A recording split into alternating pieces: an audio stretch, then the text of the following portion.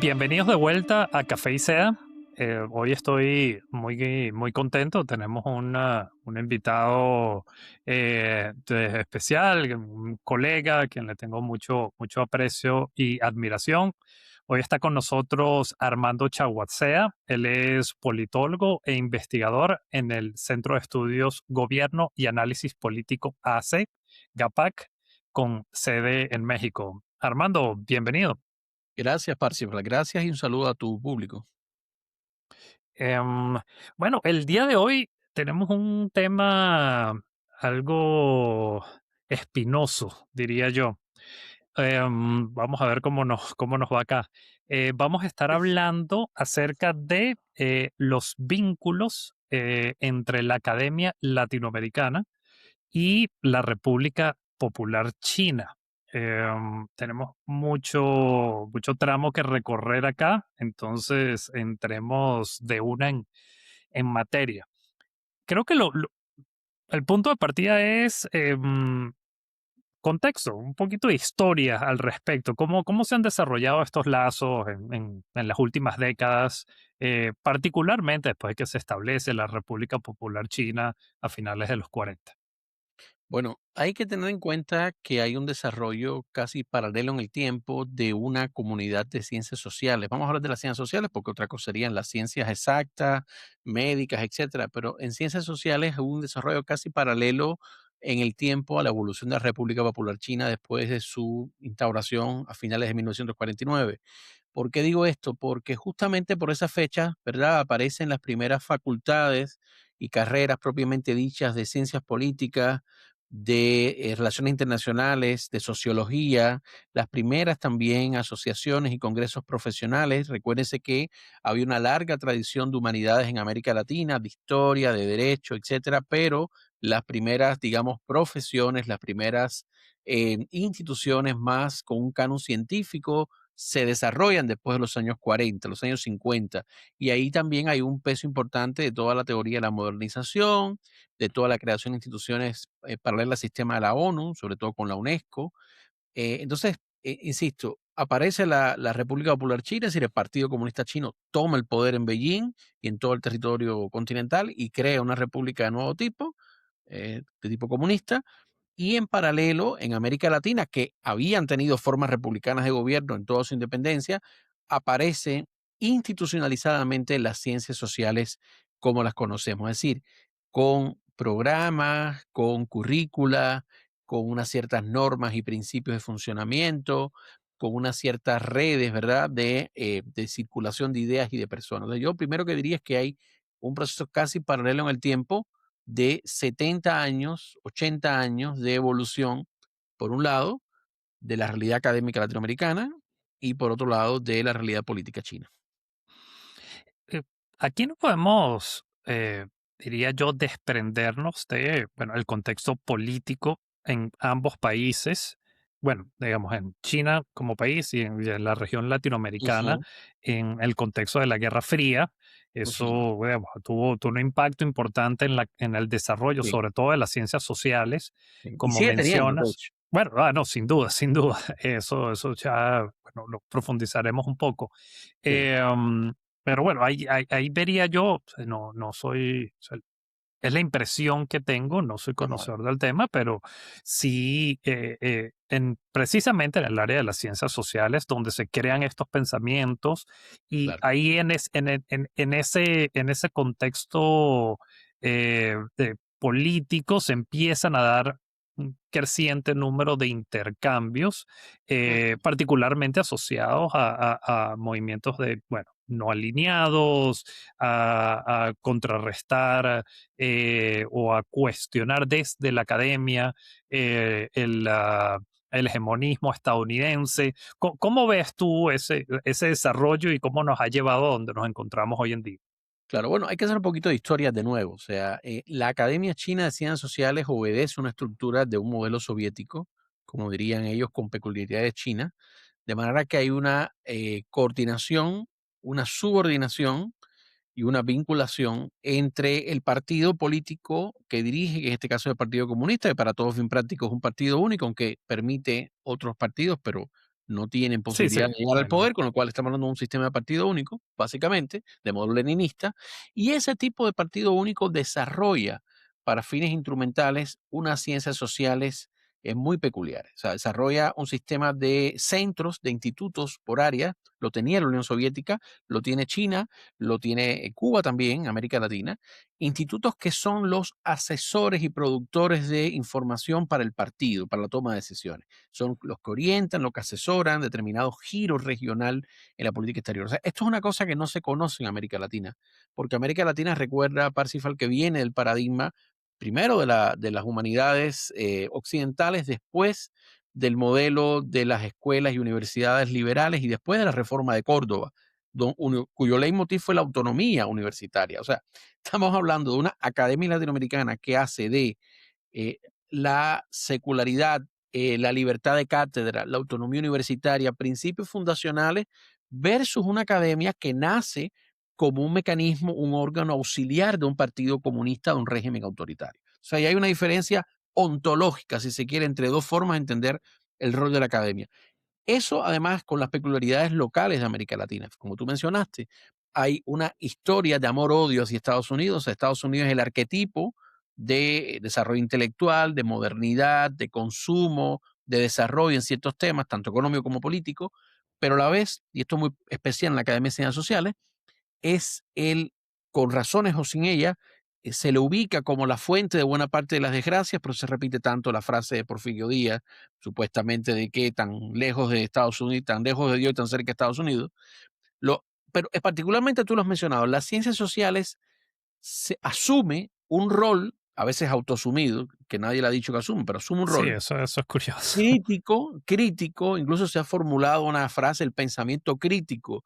Yo muchas veces en broma digo el predicamento críptico, porque a veces no saben lo que están diciendo.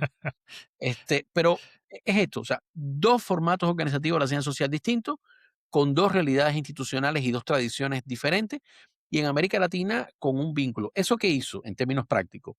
Años 60 no solo era el influjo de la Revolución Cubana dentro de las universidades, también fue el legado del maoísmo. El maoísmo fue Claro, muy sí, fuerte sí, en no, no, América no se Latina. puede despegar de ello. Movimientos campesinos, movimientos obreros, movimientos estudiantiles, grupos intelectuales, la idea del maoísmo, de un tipo de revolución popular, campesina, contra los centros urbanos que trajeron la Y independencia. hay una purga de la academia, o sea, hay un ataque, la academia es vista como elitista. Claro, exactamente, de quitarnos los cánones occidentales. Lo que pasa es que hay una cosa muy clara, fíjate, eso pasa en ese momento, en un momento en el cual no se sabía mucho lo que en simultáneo estaba pasando en China con la revolución cultural y todos los conflictos. Ahora se sabe lo que pasó, se sabe en siguiente medida lo que sigue pasando, hay un balance de la experiencia del siglo XX, pero eso, por los efectos de la ideologización, parece que no ha servido para mucho para otros sectores. Entonces, yo lo que diría es esto, hay dos tradiciones distintas y en América Latina tuvo un vínculo muy fuerte. Y bueno, además, otra cosa, todo el campo de los estudios sociológicos, de economía política, y básicamente del marxismo-leninismo como doctrina, teoría aplicativa a la sociedad, bebieron mucho tanto la influencia del leninismo como la influencia del maoísmo y de la idea de una academia que se convierte en parte de la vanguardia para una revolución popular que va a destruir el orden burgués. Esto último, metamorfoseado como farsa y como tragedia, parafraseando a Marx, sobrevive hoy en buena parte de la Academia de Ciencias Sociales en universidades e instituciones públicas, pero no solo. Podemos ir ahí después.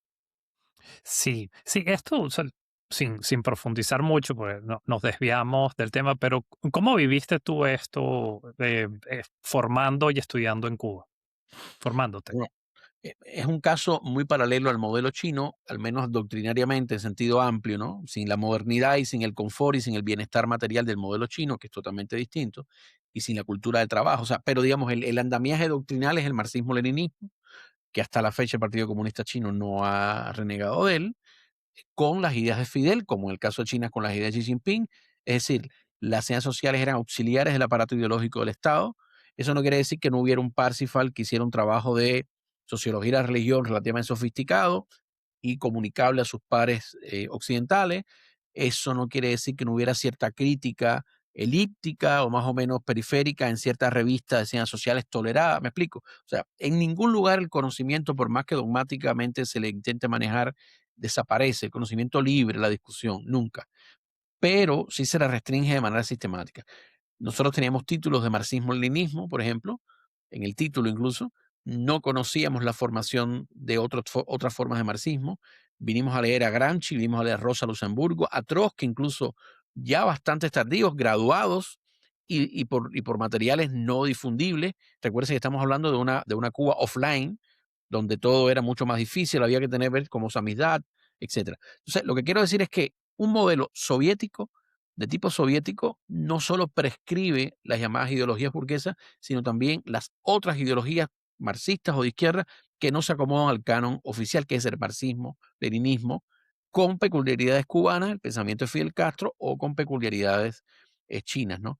Y en ese contexto, por ejemplo, los vínculos con instituciones de América Latina funcionaban como una ventana de oportunidad, flaxo, claxo, del resto de América Latina. Mira, para quienes no conocen a estas instituciones, Sí, Flaxo es, de eso vamos a hablar seguramente después, la red de facultades de ciencias sociales, de facultades latinoamericanas de ciencias sociales, se habla como facultad, pero es un órgano creado a partir del influjo de la UNESCO y creó una red de centros nacionales en América Latina. Casi todo país más o menos importante tiene su centro Flaxo. Cuba tiene un centro, un centro Flaxo con otras características que ha sido tolerado, porque además no puede tener los niveles de autonomía que el resto de los centros tiene. Y Claxo es la red de instituciones distintas, de distintos tamaños y tipos más grandes. O sea, América Latina tiene una peculiaridad que es que tiene en ciencias sociales, Parsifal, varias redes que coinciden. Algunas son redes de instituciones afiliadas, como Claxo, que puede tener universidades varias, centros varios, cátedras varias de América Latina y de otros países. Flaxo, que es una red de del mismo tipo de el mismo tipo de facultad, tiene sedes en distintos países, es como franquicias de la misma cosa. O sea, Claxo es una red con afiliaciones a ella, pero diversas. Flaxo es una institución sí, con sedes nacionales, sí, Flaxo está mucho más más institucionalizado y con su institucionalizada, sede es en claro. Costa Rica. Sede Son principal, sedes de pues. una Secretaría General que está en Costa Rica. En el caso de Claxo ha variado, Argentina, Brasil, pero casi siempre en Argentina. Y LASA, que es una institución originaria de Estados Unidos por estudiosos norteamericanos latinoamericanistas, pero que ha crecido mucho hacia América Latina. Todos estos espacios, sobre todo Flaxo y Claxo, han tenido un vínculo creciente con la academia china. En los orígenes eran académicos, algunos de ellos o muchos de ellos militantes y con una militancia comunista o de izquierda, que veían a la China de Mao como un modelo revolucionario. Hoy es esa China de Xi Jinping próspera, con dinero, pero que sigue siendo un régimen autoritario, cerrado, vinculándose a estas instituciones con burocracias, inercias y programas. Y de eso podemos hablar un poquito. Sí, ah, precisamente a eso iba. Em, ¿Dónde estamos hoy en día? Em, Vamos a tratar de describir cuáles son esos vínculos entre, bueno, este gran paraguas de lo que viene siendo la Academia Latinoamericana y la Academia China también, porque, bueno, hay ciertas particularidades que, Ujú. que- que vamos a describir de, bueno, cómo, a través de cuáles canales se crean esos vínculos. ¿Cómo, Bueno, cómo lo ves tú? Y yo después doy yo mi diría que opinión. hay como tres grandes, primero, hay dos grandes bloques, ¿verdad? Uno es el de los vínculos interinstitucionales entre la Academia China de Ciencias Sociales y la Academia Latinoamericana, con tres niveles fundamentales, que es el nivel interinstitucional alto, es decir, los vínculos de Flaxo o Claxo con Beijing. Un segundo son los intercambios entre universidades, Shanghai, etcétera, con, no sé, la UBA, Sí, con la UNAM, esto, etcétera, centros o facultades. Y un tercero son los vínculos individuales, es decir, determinados académicos, investigadores que se convierten en referencias para hablar de China en América Latina. China, el Estado chino además lo sabe, los invita, participan en sus estancias, programas de financiamiento, etcétera. Estos tres niveles comunican, porque estos investigadores, estrellas, senior, reconocidos, organizan alrededor de ellos simposios, eventos, cátedras, obtienen proyectos de financiamiento. A su vez, pertenecen a instituciones que por lo general firman convenio con la contraparte china y todos hacen parte o de la red de Flaxo o la red de Claxo, etcétera. O sea, yo diría que a nivel, primero, de la academia latinoamericana opera esto, pero es que el mundo de las ideas no es solamente el mundo de la academia institucionalizada de ciencias sociales, hay también el mundo intelectual, donde ONGs, think tank, eh, participan en este debate público. Ahí está el caso de los institutos Confucio, por ejemplo, o sociedades de amistad con China, que son parte de la sociedad civil, pero tienen un pie en el mundo de la cultura, en el mundo de las ideas. Entonces, yo te diría que dos bloques. Este bloque de sociedad civil, cultura, asociativo, pero que produce vínculos, ideas, etcétera, sobre China e importa las ideas de China a América Latina, y el gran mundo de las relaciones interinstitucionales, de redes, Flaxo Claxo, por ejemplo, las universidades y los investigadores senior, premium, con cátedras, con libros, con proyectos. Sí, a eso yo le agregaría lo siguiente, porque sí, están estas figuras, digamos, dijiste, figuras estrellas. Hay de lado y lado, o sea, pero cumplen funciones distintas, diría yo. En el caso Por chino, ejemplo, o ¿cómo lo sea, ves? ¿perdón? ¿Cómo lo ves? ¿Cómo lo ves tú? Sí, es que del lado chino hay ciertas. Doy un ejemplo, doy dos ejemplos claros. Mencionaste los institutos Confucio. Los institutos Confucio, la forma como operan, o sea, a quien sea que se le ocurrió esto del lado chino, me parece un genio. A diferencia de las otras, digamos, eh, las contrapartes occidentales, pudiéramos hacer la Alianza Francesa, el Instituto Cervantes, El eh, Goethe Instituto alemán, exacto, o sea, hay bastantes. Eh, la diferencia fundamental es que estos que mencionamos operan de forma independiente, mientras que los institutos Confucio son convenios entre dos universidades, una universidad que va a ser huésped del instituto en Latinoamérica y una universidad en China. Entonces se firma un convenio directo, tienes un pie dentro de la universidad. Eso es muy distinto a todas estas otras instituciones de lengua y cultura de España, Francia, Alemania, Estados Unidos, entre otros.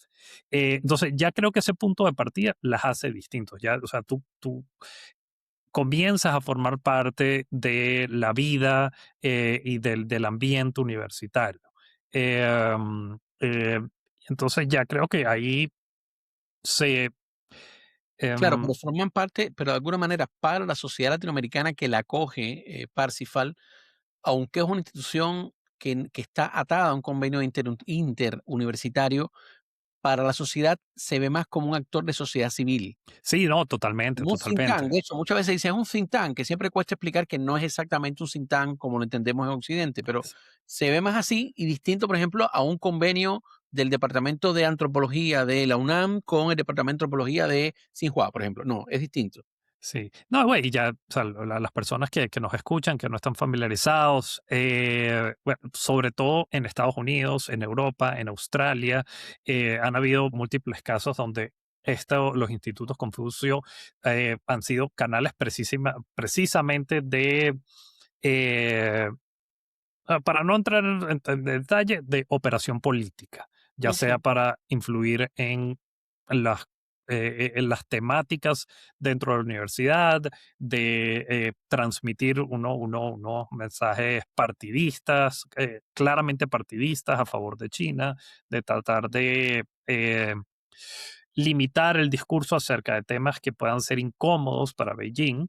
eh, Sin embargo, en Latinoamérica, y esto creo que responde a lo que comentabas, eh, han habido casos muy puntuales. En gran medida, sí son organizaciones que están, yo diría, mayoritariamente enfocadas en temas de lengua y cultura. Y por eso es que yo creo que en parte por desconocimiento, cómo operan a nivel mundial y cuál es la función desde el punto de vista chino que cumplen estas organizaciones, estos institutos, se tienden a percibir precisamente como simplemente unos centros culturales tal cual, y se equiparan con el Instituto Cervantes o la Alianza Francesa o Pero cualquiera de mira, estos. eso es muy común por parte eso tiene que ver con la falta de conocimiento de unas sociedades que, por un lado, tienen demasiados problemas cotidianos y no dedican mucho tiempo a esto que les parece exótico, pero por otro lado, incluso de una academia que, o bien sea por falta de compromiso normativo con valores democráticos,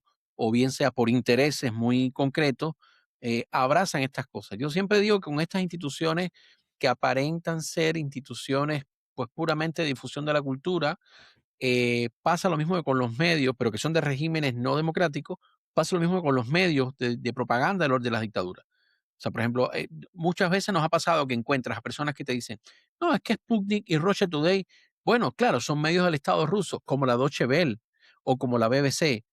Yo siempre digo, no, entre otras cosas, porque en la Deutsche Welle y en la BBC usted puede encontrar muchísimas notas críticas, incluso de la política del propio gobierno alemán o inglés, cosa que no encontrará O del mismo canal incluso. en el mismo canal, exactamente, cosa que no encontrarás en un medio. Entonces, yo creo que ese desconocimiento, que insisto, no exime de responsabilidad, porque lo entienden sectores de la población no vinculados a la producción de ideas, pero no en la academia, es una de las cosas que explica esa falta, digamos, que tú decías, como de conocimiento o de previsión. Sí, no, y yo, o sea, yo, bueno, yo estudié 3 años de idioma en una universidad en Beijing. He visitado y he participado como oyente en clases en institutos Confucio a lo largo de por lo menos 3 o 4 países latinoamericanos. Eh, pero también he tomado clases de mandarín en centros de estudio de idioma totalmente desconectados del Estado chino.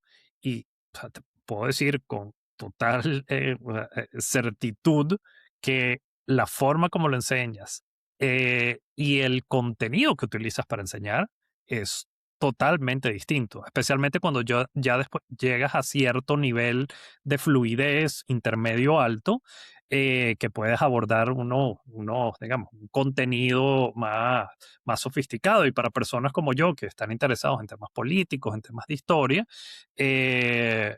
me veía en situaciones algo incómodas. Bueno, mentira. Para mí más bien era hasta un poco divertido ver la incomodidad de profesores chinos en Beijing cuando yo quería, no sé, discutir una nota de, sí, en chino, no sé, de algún periodo de la revolución, algún periodo histórico de China, de hacer la revolución cultural, o temas o sea, ni siquiera muy Espinosos. polémicos. O sea, entonces, ya de por sí ahí uno ve, y a esto es lo que quería llegar, el dominio, o sea, que se busca controlar la conversación a través del contenido, a través de la enseñanza del idioma, eso en el caso particular de los institutos Confucio. Pero a nivel de la academia, y esto conecta con el rol que tú definiste para la academia en sistemas como el chino, como el cubano, em, que cumplen una función particular, dentro del cual está el control y flujo de la narrativa y temas de investigación. Mira, es que ahí de nuevo volvemos a la historia. Hay una diferencia entre las dictaduras tradicionales, conservadoras, militares que padecimos en América Latina, cuyo principal leitmotiv con la academia era silenciarla o aplastarla, pero no había vocación o capacidad, salvo muy contados casos, de crear, ¿verdad? O sea, la idea de esas dictaduras tradicionales era estén tranquilos los académicos, y estar tranquilo podía ser matarlos, apresarlos, exiliarlos, pero era muy difícil crear un pensamiento alternativo. Las dictaduras de tipo comunista y en general todas las dictaduras totalitarias quieren crear una realidad distinta. No solo quieren que Parsifal, Armando o quien nos esté escuchando esté intimidado o tranquilo, sino que quiere que sea un portavoz, un difusor del proyecto. Eso establece una diferencia cualitativa. Y por eso, por ejemplo, en las facultades en Chile incluso, durante el pinochetismo, pero también en Argentina, y están dos dictaduras atroces, subsistieron centros, por ejemplo, apoyados por Flaxo o por la Fundación Ford, donde se refugiaban académicos críticos. Sí, tenían que adaptarse, eran susceptibles de represión. Me explico. Eso es muy difícil en una dictadura de tipo comunista, aunque la dictadura se modernice, aunque los investigadores tengan cada vez más recursos para hacer investigaciones en ciertos temas, que no molesten al partido. O sea, en estos regímenes puedes o trabajar un tema de manera relativamente sofisticada si no le interesa al gobierno y al partido, no es un tema sensible. Digamos que ahí tienes una especie de libertad por omisión, pero tienes total contrañimiento si es un tema sensible para el partido. Solo lo puedes hacer desde los cánones del partido. Entonces, no estamos diciendo que sea una academia incapaz de producir conocimiento sofisticado, nada que ver. Estamos diciendo Sí, eso, yo podemos creo que verlo. eso se pierde mucho, o sea, incluso, Sí, vamos a, o sea, viéndolo desde otro ángulo, la gente que es, yo diría, ideológicamente crítica de la academia china o de estados totalitarios, que porque se pierde, o sea, em, bueno, esa es la naturaleza, cómo se opera dentro de la academia claro, en claro. estos sistemas, donde no, o sea, para nada significa que no produzcan academia, o sea, de contenido académico, intelectual de calidad. Los hay. Ahora, eh, eh, eso es, eso se desarrolla en un marco obviamente controlado, eh, y definido por los lineamientos del gobierno central. Pongamos ejemplos, por ejemplo, usted puede hacer, y depende de la esfera de la realidad que tú estudies y la disciplina desde donde tú te aproximes. Por ejemplo, se ha expandido la libertad en el ámbito económico. Es posible encontrar buenos estudios de economía política, de modelo de desarrollo, con datos sobre China, hecho por académicos chinos. ¿Por qué? Porque es un espacio que en sí mismo ha tenido, parece si fuera una apertura. Entonces, la ciencia que los refleja, de alguna manera, refleja esa apertura. Hay relativa, incluso con Xi Jinping ha retrocedido, pero hay todavía relativa flexibilización para discutir temas de el rumbo de la economía y de economía que va ligado al desarrollo del capitalismo. El capitalismo necesita consultoras, necesita una bolsa de valores, necesita flujo de información para la toma de decisiones. Es decir, hay una correlación entre cómo se ha sofisticado esa vieja academia de ciencias económicas formada en el marxismo-leninismo a una academia china moderna, con voces que tú y yo leemos y conocemos, incluso que están hasta en los TikTok. Ahora, si vas a la política, la cosa cambia. Sí, sí, Porque ahí sin duda, o sea, a eso quería eso, porque, o sea, yo hago lo posible de leer eh, textos de política pública dentro, o sea, producidas por la academia, y francamente, o sea, son, no son útiles para nada. O sea, no, te puedo decir que son útiles. Por ejemplo, en temas de micropolítica, de pronto puedes encontrarte un tema interesante de 3 antropólogos que hicieron un estudio sobre el manejo de los disturbios en tal ciudad o sobre los mecanismos de demanda, o que eso tiene que ver también con pero tiene que ver con el propio discurso del poder, con las formas de participación consultivas del Estado. Entonces, tú puedes encontrar estudios micropolíticos, ¿verdad? de Donde acuerdo. los Sí. datos reflejan fenómenos de realidad y podríamos decir, ok, Parsifal Armando, son estudios que podría hacer un sociólogo en Brown, un sociólogo en Harvard, está bien, en México, en Argentina. El problema es que si usted quiere encontrar un estudio científico político de una academia que esté permitida de criticar, de analizar objetivamente su propio sistema, es imposible. Sí, bueno, lo del propio sistema, y yo lo extendería un poco a Casos la cercanos por el mismo sistema definidos política internacional que en las áreas que le hay un interesan al partido. interés genuino o considerado de alta importancia por Beijing. Eh, He visto, para mencionar un caso puntual reciente, después de la detención, bueno, la operación para remover a Nicolás Maduro por parte de los Estados Unidos, han salido algunos papers hablando de qué significa esto para las relaciones China-Latinoamérica o relaciones, o sea, estudiando desde la Academia China las relaciones entre Estados Unidos y los países latinoamericanos. Y bueno, no, yo no soy dueño de la verdad, ni mucho menos, pero o sea, si nos vamos el, el análisis político-científico que mencionas en este caso está claramente marcada por, Una pauta. eh, sí, clarísima, donde obviamente de entrada ya utilicen un juicio moral para Ujú. calificar la acción de Estados Unidos. Eso es lo primero. O sea, se supone que dentro de una academia seria, eh, la moralidad no tiene cabida, salvo que estés hablando específicamente de la moralidad de las acciones. Pero si vas a analizar el impacto que tiene la relación entre Estados Unidos y Venezuela o Latinoamérica, ¿qué significa esto? Esto es un punto de inflexión. Si no, se ve, o sea, yo le veo muy poco valor agregado, más allá de que eso me deja saber a mí ¿Cómo están que pensando?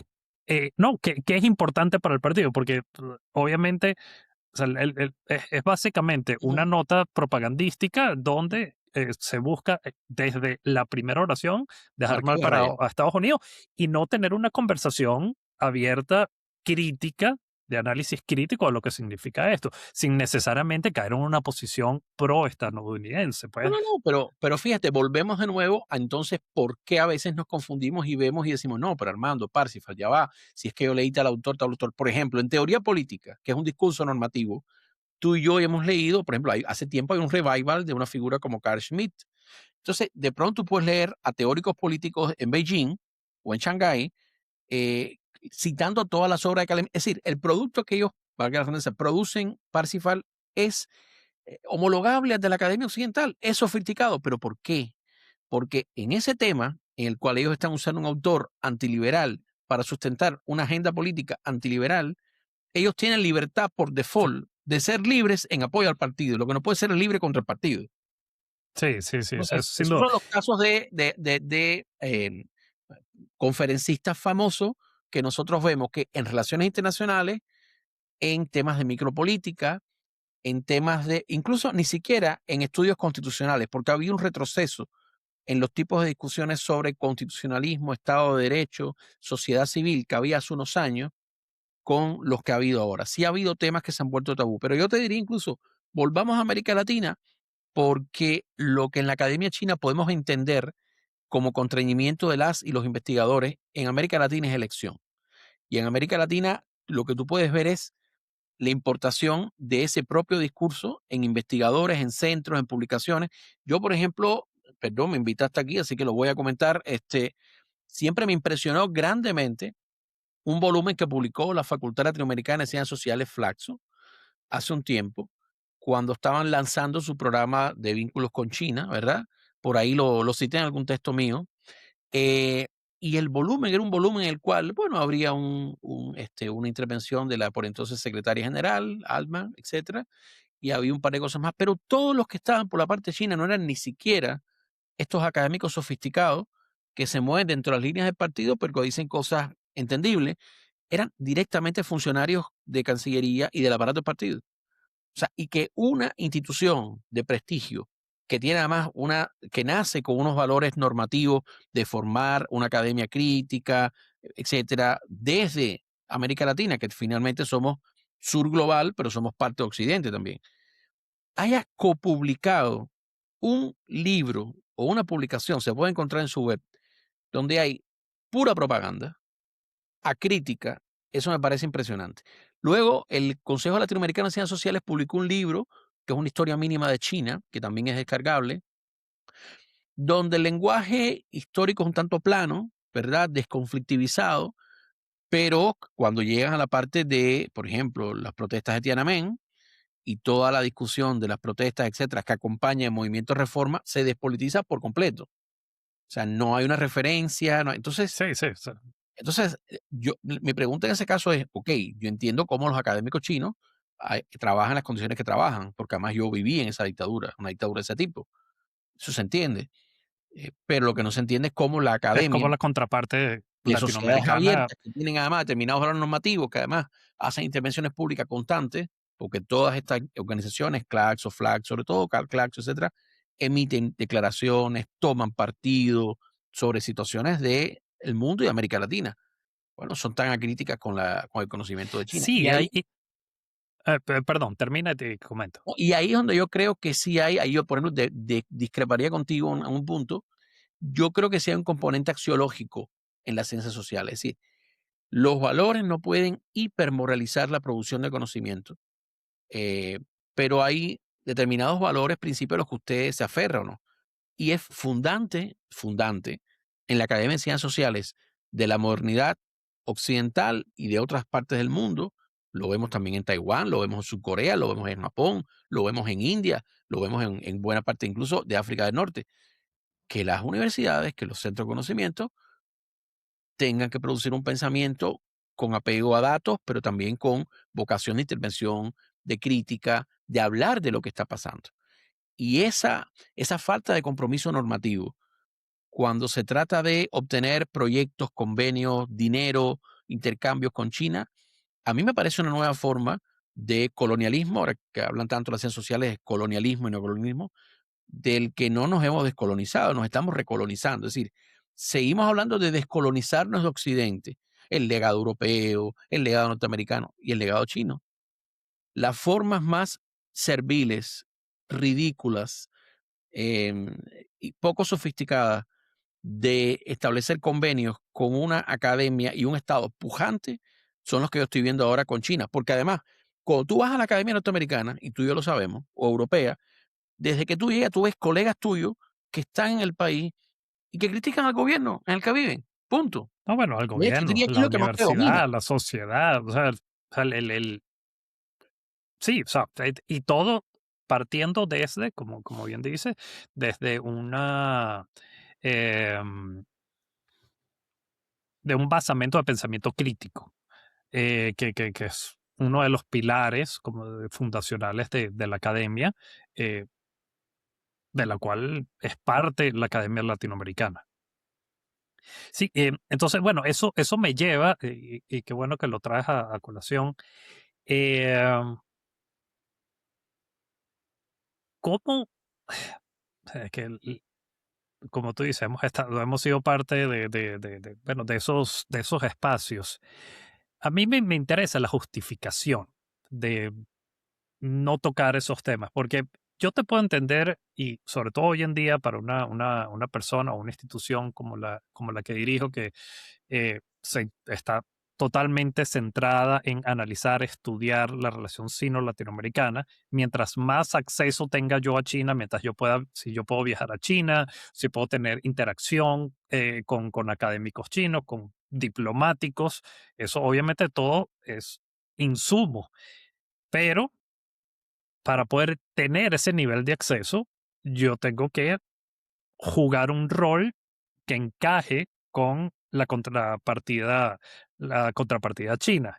Y si yo no estoy dispuesto a jugar ese rol, pierdo acceso. Ujú. Entonces, allá hay un balance bien difícil y delicado. Yo respeto y entiendo la posición de académicos latinoamericanos independientes que ellos dicen, mira, yo quiero investigar, no sé, el modelo de las zonas económicas especiales de China en los 80 y los 90. Por ende, yo no voy a estar hablando ni me voy a meter con temas de derechos humanos, yo no voy a hablar de la ley de Hong Kong, yo no voy a hablar de Taiwán, yo no voy a hablar de democracia, yo no voy a hablar de derechos humanos. Yo me limito, me autocensuro, pero logro producir un buen estudio en mi área de interés. Entonces, eso, o sea, a nivel del individuo creo que es comprensible. El problema es cuando esto se institucionaliza, cuando ya comienza a formar parte de esos vínculos y, y bueno, hace un rato dije que iba a dar dos ejemplos, dije los institutos Confucio, el otro es esta organización que se llama, es la Organización Mundial de Sinólogos, obviamente con sede en China. ¿Qué estudia todos los sinólogos? Bueno, China, relaciones de China con el mundo. Eh, ¿Quién marca las pautas? China. Entonces, y esto se conecta con lo que mencionábamos. O sea, quiénes de la Academia Latinoamericana participan en esos espacios? Y de nuevo, no es una crítica al individuo. De hecho, si a mí me invitaran, yo iría feliz y me quedo callado la boca, simplemente porque el estar ahí, escuchar y participar y ver cuáles son los puntos, creo que para mí serviría como insumo. Eh, pero al mismo tiempo estaría como que dándole, no sé, algo de credibilidad a el espacio. En sí, ¿cómo ves tú esa dinámica? Mira, son balances y decisiones por un lado, muy delicadas, muy agónicas y personales. De entrada, estoy de acuerdo contigo que debiera ser una cosa lo individual, lo institucional, pero ojo, porque muchas veces las decisiones institucionales vienen porque una persona con peso, el experto en China de la universidad, toma una decisión y eso se convierte en la política de esa China, en la institución. Entonces, es muy difícil separar las dos cosas. Yo te diría, a bote pronto, varias alternativas. Primero, si tu tema de investigación es un tema que consumo, por ejemplo, estética del mercado, qué sé yo, es un tema de ciencias sociales, pero no tiene directamente que ver con relaciones de poder, ejercicio del poder, ejercicio abusivo del poder, negación de derecho. Es decir, yo te diría que, bueno, sí, podrán decir que tú estás legitimando con tu presencia, ya va, pero es una legitimación indirecta, digamos, ¿no? Tú no estás haciendo una concesión en el conocimiento que tú estás produciendo, que es lo primero por lo que te tienen que evaluar, por lo fidedigno del conocimiento que tú produzcas, no estás haciendo propaganda, no estás autocensurándote y no estás prestándote. O sea, eso es un caso. Tiene que ver mucho con el objeto de estudio del investigador. Tiene que ver mucho con el contexto y contenido y coyuntura específico. No es lo mismo ir, aunque tú no tengas que ver con temas de poder, no es lo mismo que ir en un momento relativamente estable de la reforma que en un momento de una purga represiva. No es lo mismo ir Claro, a una universidad donde no ha habido eventos recientes de purga y represión, a una universidad donde sabemos todos que han corrido a X academias. Es decir, tiene que ver con el tema de cada quien, la coyuntura y el contexto. Ahora, siempre hay un punto de decisión. En disciplinas como la mía, ciencias políticas, los que trabajamos autocratización, autoritarismo, mm, muchas veces, primero, nuestros compatriotas, nuestros colegas allí han sido objeto de censura o son multiplicadores de la propaganda, porque no hay mucha alternativa. Entonces, yo sí creo que si somos investigadores de ciencias sociales, de ciencia política, enfocados en temas de relaciones de poder, específicamente en temas de democracia y autoritarismo, sí tenemos que tener mucho cuidado con la tentación de decir lo que decimos, cómo lo callamos por acceso al campo. Porque ahí sí, nosotros muy directamente lo que producimos está dando una visión de la realidad. Y entonces, por acceder a un financiamiento, a una investigación, etcétera, estamos legitimando una realidad que niega las mismas condiciones en las que nosotros trabajamos y que muy probablemente, y te lo digo por experiencia, ha negado a gente que quiere hacer allí lo que nosotros hacemos acá, la posibilidad de hacerlo. O sea, yo te diría que, te repito, es casuístico, es en relación con el tema, con el momento, con el lugar, pero hay algunos casos como los politólogos, comparativistas, expertos en regímenes políticos, donde la situación es muy apretada para decidir y la ética y la relación entre el sujeto, el objeto, el discurso, el contexto es muy pequeña. Casi no hay espacio. Imagínate de pronto ahora que esto además lo discutí con 2 colegas míos que son comparativistas norteamericanos, y les dije: "Ustedes fueron a tal congreso en esta ciudad en un momento represivo de esa universidad. ¿Qué lograron ustedes? ¿Un congreso más para el currículum? Que cuando los vean digan, ah, qué informados están, si incluso ellos escriben del país que fueron. Ustedes fueron, legitimaron el congreso, tienen 2 conferencias magistrales que ellos pueden exhibir. No, si aquí hay apertura, si hasta invitamos a estos 2 demócratas a dar una sí. conferencia. Es que, En el mismo mes que estaban reprimiendo a gente que los lee y los admira a ustedes. Se quedaron callados los 2 norteamericanos cuando les dije eso. sí, eso sucede mucho, Sucede. pero yo creo que en el caso latinoamericano pasa muy por debajo de cuerda y no porque quizás, o sea, la mayoría de las personas no, es comprensible, o sea, no siguen de cerca estos temas, pero No, y además la sí, academia somos cobardes. En la academia somos cobardes. Casi ningún académico ha hecho una revolución. Y además en la academia tenemos una propensión a confundir los buenos modales con la hipocresía. totalmente de acuerdo. O sea, no, ni Sí, siquiera en los congresos discutimos las cosas como son. Entonces si lo dice alguien, ay, qué grosero fulano, ay, qué impropio, ay, qué reglas de civilidad vulneradas. No, no, no. Si usted está participando como académico de un tema, legitimando un espacio de represión donde los colegas que son o quieren ser como usted están siendo vulnerados, usted está legitimando la represión, punto. sí. No, y yo diría que el gobierno chino y la academia china es muy buena encontrando a esas voces para legitimizar eh, no solamente el sistema político chino, sino darle también mayor peso a esas instituciones chinas, particularmente en las ciencias sociales, Ujú, donde hay voceros que son, como tú dices, son personas reconocidas con una trayectoria profesional de larga data que a mí, francamente, o sea, no sé, no se me ocurre otra forma de ponerlo más que impresionante. Se prestan para transmitir mensajes claramente propagandísticos en el marco universitario. ujú. Eh, bueno, asumo que habrá personas con intereses propios y lo estarán haciendo a sabiendas, pero a mí me llama más la atención cuando eh, se escudan, o sea, muchos individuos se escudan detrás de el respeto, detrás Sí. de que, bueno, estamos en China, hay que o sea, manejarnos dentro del sistema, Ujú. o eh, bueno, hay que valorar los lazos entre la Universidad X en Bogotá y la Universidad Y en Shanghai, y eso lo ponen por encima de el los fundamentos que deberían perseguir las universidades. Por eso hago énfasis en la parte institucional. Entiendo que no hay muchos sinólogos a nivel latinoamericano. De hecho, a mí la palabra sinólogo yo la detesto, no, no debería usarla. O sea, No, no, porque habla de un conocimiento además per se centralizable y simplificable. O sea, el sí, sí, no, sinónimo. Esto viene sobre todo de la Academia Soviética, lo sabes, ¿no? Ellos tenían el Instituto de no Sinología. sabía. Los soviéticos desarrollaron mucho la sinología, ¿no? Sí, bueno, pero o sea, los estadounidenses también lo hacen, el latinoamericanista. Eso también me Sí, parece sí. terrible. O sea, ok, o sea, tú sabes todo de Latinoamérica. De la Patagonia a Baja California, yo sé todo. Sí, sí, sí. Entonces, no, yo estudio las relaciones internacionales chinas en un periodo específico, como que desde el ángulo de las relaciones internacionales y la política internacional. Eso es lo que estudio. Yo no soy sinólogo, yo, eso sí, Ujú. o sea, de hecho, corrijo a la gente cuando me califica como tal.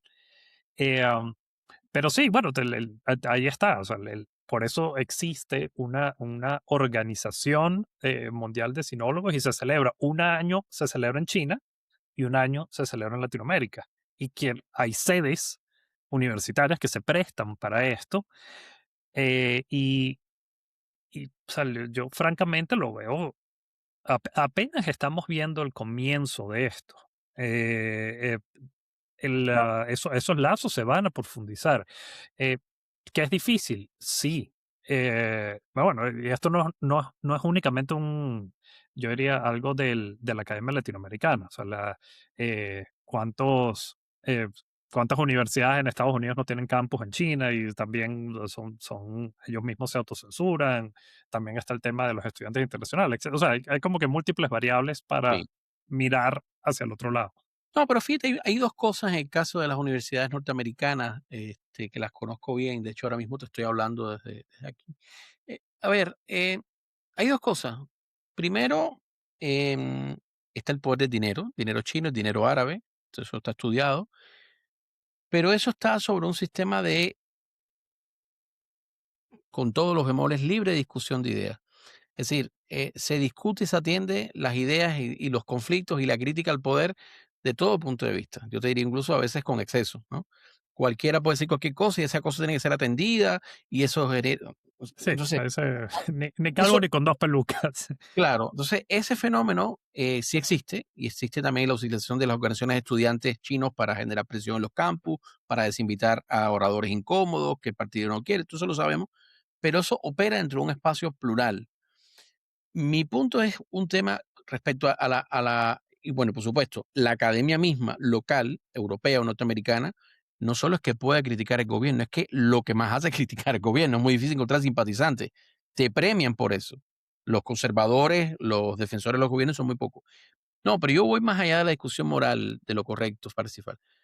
Si tú, en un campo, volvemos, de ciencias políticas o de relaciones internacionales, que hemos puesto los ejemplos, que tienen mucho más acotada su libertad de discusión, investigación y publicación. Si tú aceptas determinados peajes de entrada para acceder al campo, es muy probable que el conocimiento que vas a producir esté malo, porque tú accediste al campo, pero el campo está estructuralmente restringido, no sé si me explico. O Sí, sí, sea, sí, totalmente.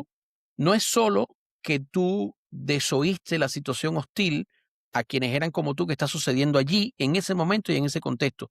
Es que tú ya llegaste, pero quieres mantener el vínculo, pero quieres publicar, pero quieres, ya vendiste tu alma al diablo, la vendiste.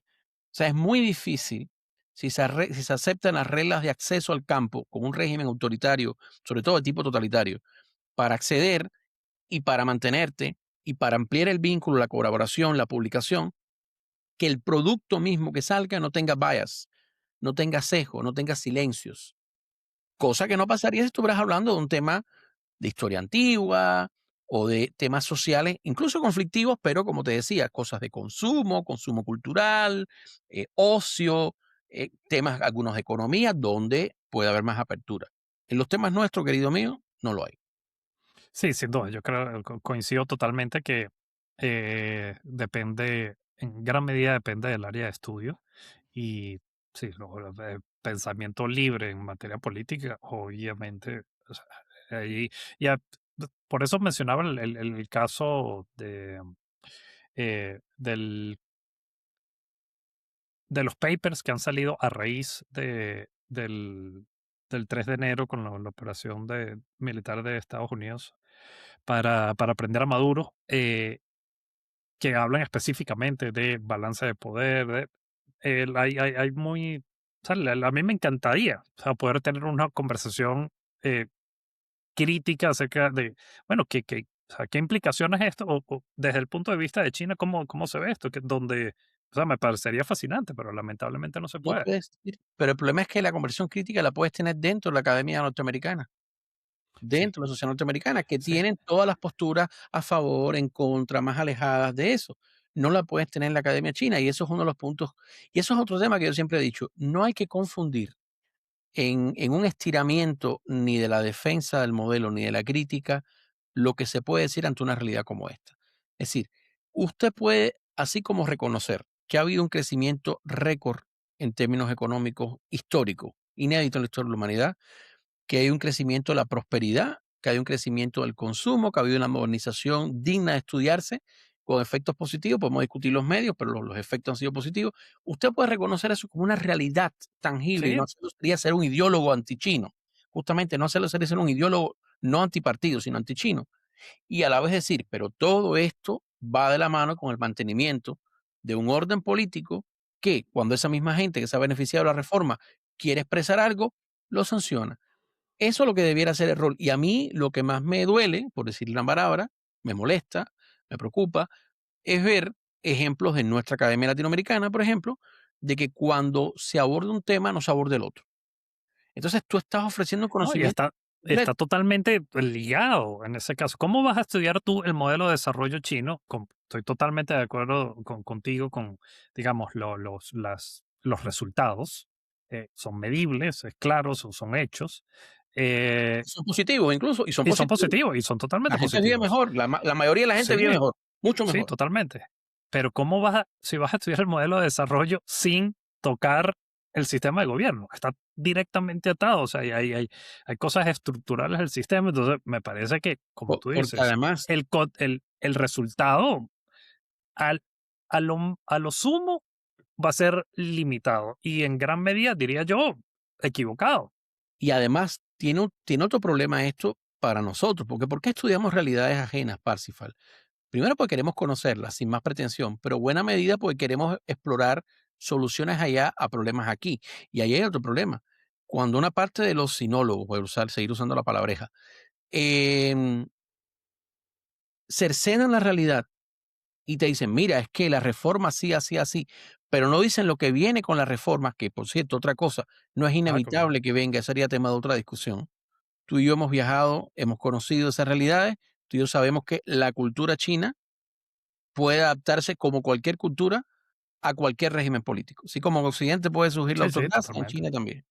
Es una discusión, yo no creo en los culturalismos, las culturas son marcos que favorecen ciertas pautas, pero no son camisas de fuerza. Pero esa es otra discusión.